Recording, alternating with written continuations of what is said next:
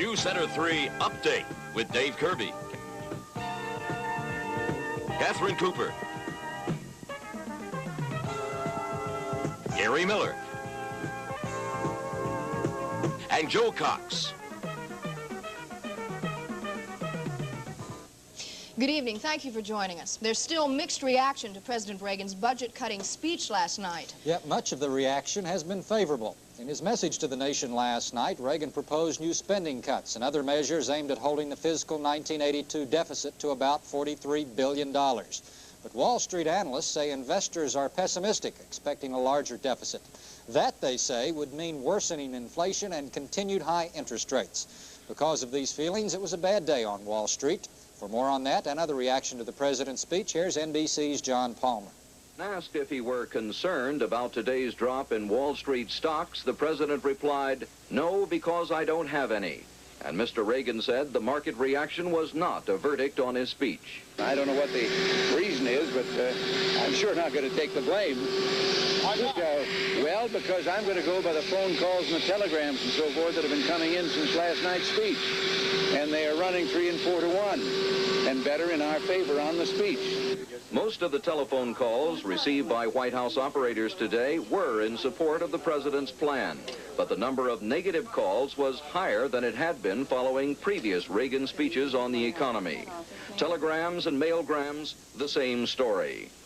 At an economic briefing today, Treasury Secretary Donald Reagan warned that the president will veto any excessive spending legislation approved by Congress. Also getting attention today was that elementary school lunch sampled by members of Congress yesterday. The meal, consisting of a small meat patty, 6 French fries, a glass of milk, and ketchup, classified as a vegetable, was representative of new federal guidelines issued to save money on subsidized school lunches.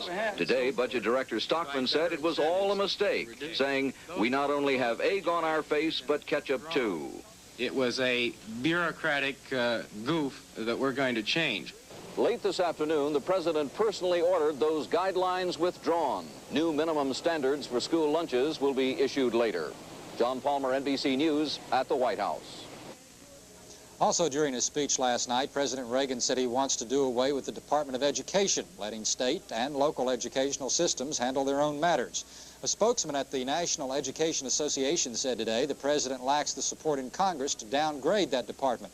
But locally, School Superintendent Sylvester Raines says he does not see any major problems with the president's decision. Of things, it's a pretty new department and really has not come into very much impact as far as education in most cities. If they decide to put those functions under some other department, I hope they don't put it back under health or welfare. The department is entirely the function of education is entirely too significant to be placed where it would not get proper attention during the critical times ahead. With all of the talk about budget cuts today, there may have been those who forgot about a special ceremony taking place in Washington, D.C. Well, it was a big moment today, not only for O'Connor, but for the entire country, and one which should be remembered for a long time. Despite the fact that it was an historic and monumental occasion, cameras were not allowed today as Judge Sandra O'Connor was sworn in as the first female Supreme Court justice in U.S. history. O'Connor breezed through confirmation hearings last week, and today it all became official. Carl Stern has the story from Washington. As spectators applauded, Mrs. O'Connor emerged with Chief Justice Berger to pose for photographers. She said her robe, which is shorter than those usually worn in federal courts, was the one she used in Arizona, and she had no intention of replacing it until it wore out. I'll buy a new one eventually if this one gets frayed. Maybe if we can get They do, you know. The arms get all worn out. Maybe we can get an appropriation from Congress to buy a robe. Don't count on it. Inside the court, Mrs. O'Connor took one oath in private with the justices and the president. In the courtroom, she took a second oath. She swore to support and defend the Constitution.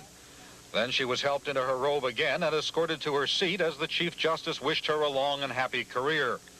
President Reagan watched but was not entitled to speak since he is not a lawyer admitted to practice before the court.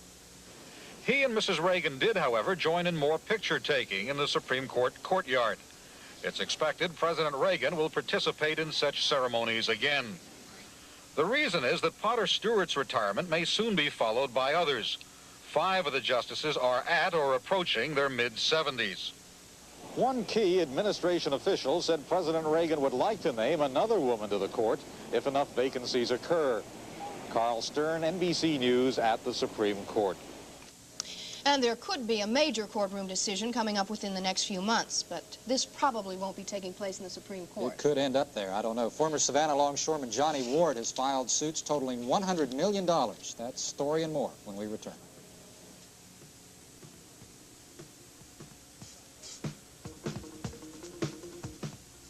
At last, they're here.